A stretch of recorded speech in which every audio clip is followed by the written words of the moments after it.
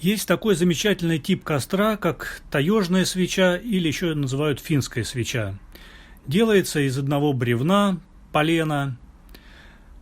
Очень удобный тип костра. На нем удобно готовить пищу, он выступает как импровизированная плита. Вечером можно собраться вокруг такого костра, пропеть песни. Он горит ярким факелом, дает тепло, уют. Также можно погреть чайку. В общем, замечательно провести время. И всего из одного полена. Горит долго.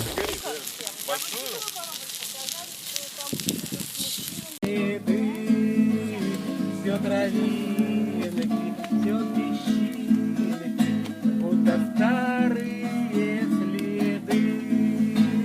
А когда они сойдутся, занесет их снегопад, а весною остаются, возвращаются назад, а весною остаются, возвращаются назад. Молодец.